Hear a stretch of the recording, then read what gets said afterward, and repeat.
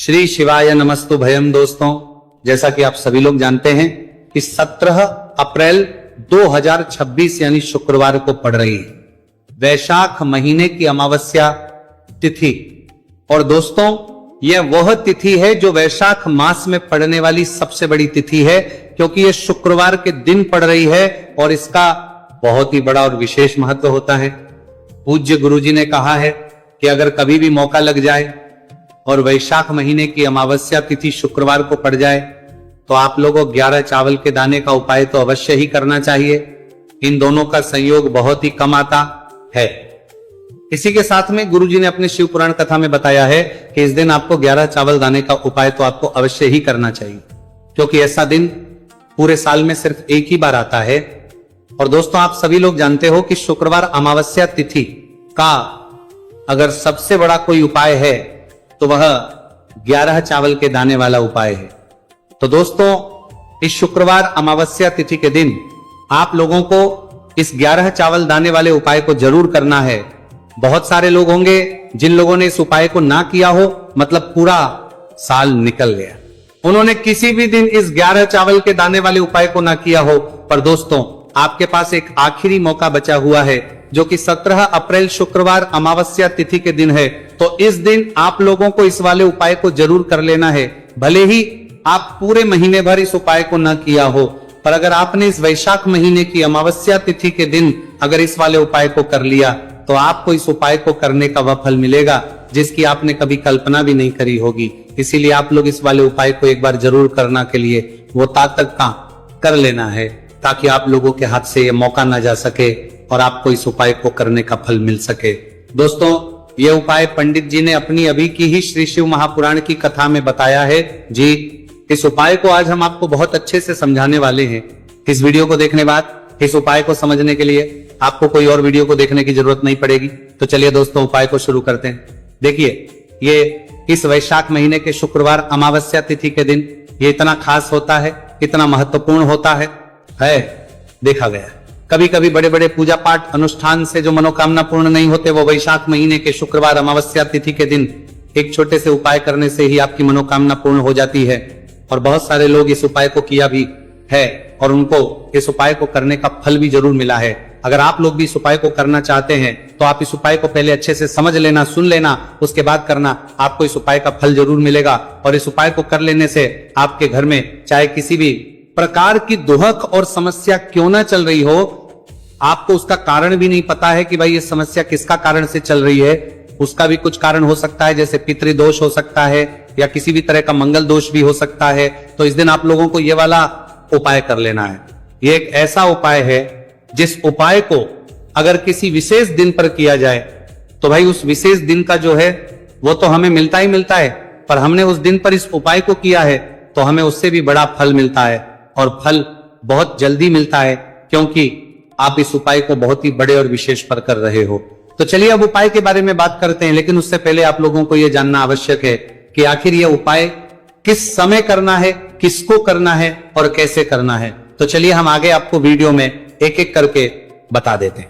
लेकिन उससे पहले अगर आप लोग हमारे चैनल पर पहली बार आए हैं या फिर मेरी आवाज आज पहली बार सुन रहे हैं तो हमारे चैनल वास्तविक जानकारी को सब्सक्राइब जरूर कर लेना, और इस वीडियो को करके कमेंट बॉक्स में श्री शिवाय नमस्तु भयम ओम नमः शिवाय जरूर टाइप कर देना। तो दोस्तों, इस 11 चावल के दाने वाले उपाय को हमें इस शुक्रवार अमावस्या तिथि के दिन कैसे करना है, किसको करना है, किस समय करना है और कहां पर करना है, ये सारे सवालों के जवाब आपको इस वीडियो में मिल जाएंगे। और जो ये वीडियो देखेगा भाई, उसको 11 चावल के दाने वाला उपाय जरूर करना चाहिए, क्योंकि इस दिन एक चावल के दाने का बहुत ही बड़ा और विशेष महत्व होता है। और जब बात आ जाए 11 चावल के दाने की तो ये सोने पर सुहागा वाली बात हो जाती है, और ये एक बहुत ही बड़ा उपाय हो जाता है इस शुक्रवार अमावस्या तिथि का। तो अब दोस्तों, इस 11 चावल के दाने वाले उपाय को आखिर करना किसको है, सबसे पहले हम लोग वो बात जान लेते हैं।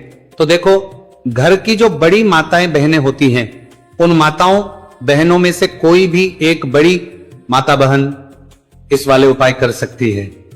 और दोस्तों, अगर आप चाहे तो अपने घर में से सभी सदस्यों को भी इस उपाय को करवा सकते हैं। अगर किसी व्यक्ति की खुद की कोई मनोकामना है, खुद की कोई दुख और परेशानी है जो कि वो अपने लिए ही करना चाहता है, इस वाले उपाय को तो वह खुद अपने लिए भी कर सकता है। बाकी अगर कोई घर में से ऐसा है जो कि अपने पूरे घर परिवार की सुख और शांति के लिए ये वाला उपाय करना चाहता है तो भाई वह भी कर सकता है, उसमें भी कोई दिक्कत वाली नहीं है। कहने का मतलब यह है कि इस उपाय को हर एक सदस्य भी कर सकता है और पूरे घर परिवार के सदस्य के लिए घर की बड़ी माताओं बहनों में से कोई एक माता बहन भी कर सकती है। माताएं बहनें अगर घर में उपस्थित ना हो या वो ये वाला उपाय ना कर पा रही हो तो फिर घर का कोई बड़ा सदस्य भी इस 11 चावल के दाने वाले उपाय को कर सकता है, चाहे फिर वो पुरुष ही क्यों ना हो, उसमें कोई भी दिक्कत वाली बात नहीं। अब दोस्तों इस 3 बल के दाने वाले उपाय को हमें करना कहां पर है? हमें इसे शिव जी के मंदिर में जाकर करना है। बहुत सारे लोग प्रश्न करते हैं हर एक उपाय को करते समय क्या हम इस उपाय को घर पर कर सकते हैं? तो इस वाले उपाय को आप घर पर नहीं कर सकते हो। इस वाले उपाय को करने के लिए आपको शिव जी के मंदिर ही जाना पड़ेगा। उसके बाद में दोस्तों जो अगला प्रश्न निकल कर आता है वो ये आता है इस उपाय को लेकर के आखिर इस उपाय को हमें किस समय करना है? सुबह के समय करना है कि शाम के समय करना है? तो देखो इस वाले उपाय को आप लोग सुबह के समय भी कर सकते हो और शाम के समय प्रदोष काल में भी कर सकते हो। अब अगर आप पूछो कि भाई सब सबसे उत्तम समय कौन सा रहेगा इस 31 चावल के दाने वाले उपाय को करने का, तो हम आपसे बस यही कहेंगे कि इस उपाय को आप सुबह के समय करेंगे तो ज्यादा बेहतर होगा। बाकी अगर प्रदोष काल शाम के समय भी करेंगे तो भी अच्छा होगा, उसमें कोई भी दिक्कत वाली बात नहीं है। तो अब दोस्तों अगली सबसे बड़ी और महत्वपूर्ण बात आती है, वह यह आती है कि सुबह अगर हम उपाय को करेंगे तो हमें कितने बजे से लेकर कितने बजे तक के बीच में करना है, और शाम के समय प्रदोष काल में करेंगे तो हमें कितने बजे से लेकर कितने बजे के बीच में करना है। तो देखो सुबह जितनी जल्दी हो सके आप उपाय को करने की कोशिश करना। बाकी अगर किसी कारणवश लेट भी हो जाओ, थी देर भी हो जाए तो 10 या 11 बजे तक भी आप उपाय कर लेना, पर 12 बजे से ज्यादा देरी ना हो, ठीक है, इस बात का ध्यान रखना। उसके बाद में दोस्तों अगर शाम के समय प्रदोष काल की बात करें, प्रदोष काल का जो समय है होता है वह शाम के 6 बजे से शुरू हो जाता है। मतलब शाम के 6 बजे से लेकर 7 बजे के बीच का जो समय होता है ये समय प्रदोष काल का समय होता है। पर अभी जो मौसम चल रहा है इस मौसम में जो है शाम बहुत देरी से होती है, तो आप इस उपाय को 7 या 8 बजे के बीच में भी कर सकते हो। मतलब शाम के 6 बजे से 8 बजे के बीच में आप कभी भी इस वाले उपाय को कर सकते हो, उसमें कोई भी दिक्कत वाली बात नहीं है। अब दोस्तों यहां पर इस उपाय को लेकर एक और सबसे बड़ी बात यह निकल कर आती है कि इस 11 चावल के दानों को हमें लेना कहां से होता है और हमें इस उपाय को करने के साथ में क्या और कुछ भी सामग्री ऐसी होती है जो शिव जी के मंदिर लेकर जानी पड़ रहती है। तो देखो यहां पर हम आपको बता दें, सबसे पहले आप लोग ये जान लो कि ये जो 3 चावल के दाने वाला उपाय है, सिर्फ और सिर्फ आप उपाय की सामग्री लेकर कभी भी शिव जी के मंदिर मत जाना, क्योंकि हमें भगवान के सामने ये नहीं दर्शा है कि अगर हम भगवान शिव जी के मंदिर आए हैं तो अपने फायदे के लिए आए हैं। तो इसलिए जो भी पूजन सामग्री है, उपाय सामग्री है 11 चावल के दाने, इसके साथ में आपको पूजन सामग्री भी जरूर लेकर जाना है। देखो अगर सुबह के समय उपाय कर रहे हो तो सीधी सी बात है 1 लोटा जल तो आप लेकर जाओगे ही जाओगे। वही 1 लोटा जल अगर मिट्टी का जल हो तो बहुत अच्छा रहेगा। मिट्टी का जल कैसे बना आता है इसके लिए हमने पहले से बहुत सारी वीडियोस बना दी है आपके पास।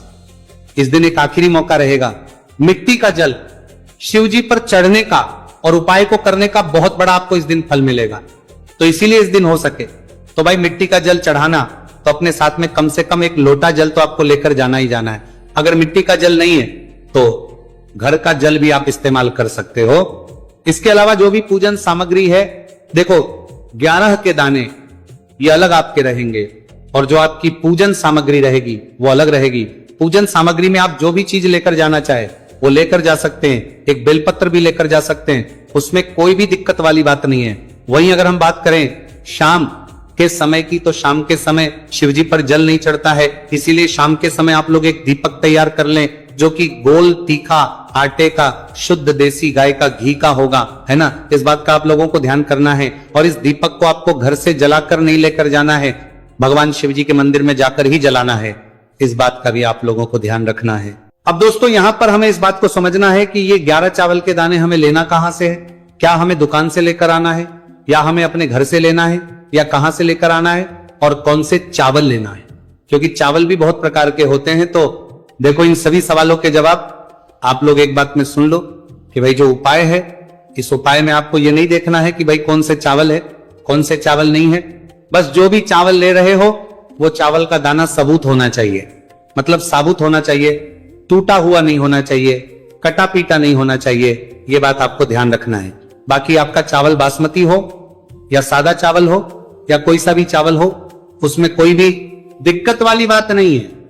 तो सीधी सी बात है कि आपके घर के रसोई घर में जहां पर आप बनाते हो, वहां पर जो भी चावल आपके उपस्थित हो, उन चावलों में से अपनी एक कटोरी भर लेना या एक मुट्ठी चावल अलग से निकाल कर रख लेना, क्योंकि हम 11 चावल ही यहां पर इस उपाय में लेने वाले हैं। तो हमें ये चावल के दाने गिनकर निकालने पड़ेंगे, इस बात का आप लोगों को ध्यान रखना है। तो अपने उस चावल की कटोरी में से या चावल में से 11 ऐसे चावल के दाने आप लोग निकाल लो जो कि टूटे हुए ना हो, कटे पीटे ना हो, कोई दाग ना लगा हुआ हो, है ना। अच्छे साबुत चावल के दाने 31 दाने आप लोग निकाल कर रख लो, और इन्हें किसी भी एक कागज की पड़िया में या किसी एक छोटी सी कटोरी में आप लोग रख लो, ताकि यह सुरक्षित रहे, आपके एक भी चावल का दाना इधर उधर ना हो और आपका उपाय भी पूरा अच्छे से हो जाए।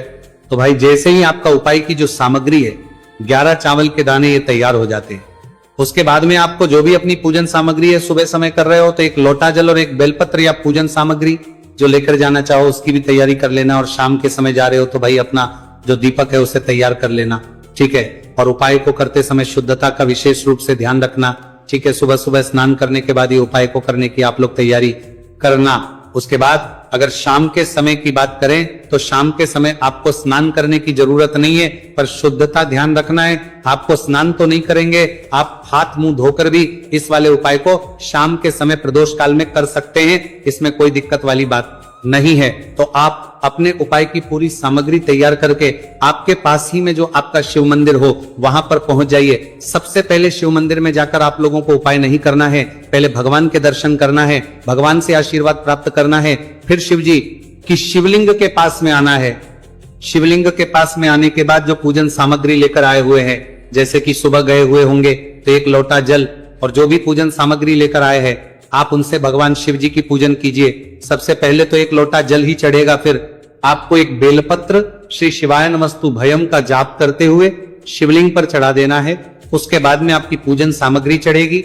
उसके बाद में अगर दोस्तों शाम के समय अगर आप इस उपाय को कर रहे हो तो अपने साथ कम से कम एक जो दीपक है गोलबाती का जो आप अपने साथ में लेकर गए हो, उस दीपक को मंदिर में जाकर अपनी माचिस से जलाना है और उस दीपक को शिवलिंग के पास में रखना है, ठीक है। इस दीपक को रखने के बाद ही आप लोगों को अपना ये वाला उपाय शुरू करना है, और दीपक को ज्यादा पास में मत रखना। वैसे भी गर्मी पड़ रही है, भगवान शिव जी को आंच नहीं लगनी चाहिए, है ना।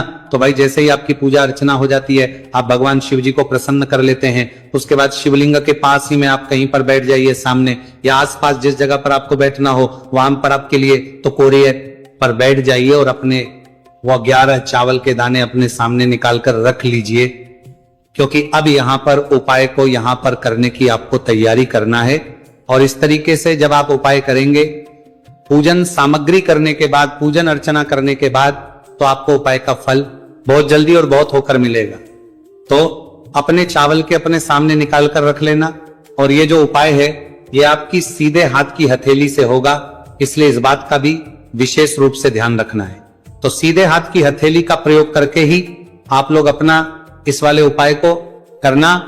अपने सामने जो भी आपके कागज की पुड़िया है उसको खोलकर रख लो, या कटोरी है तो भाई उसे अपने सामने रख लो और अपने वो 11 चावल के दाने निकाल लो, ठीक है।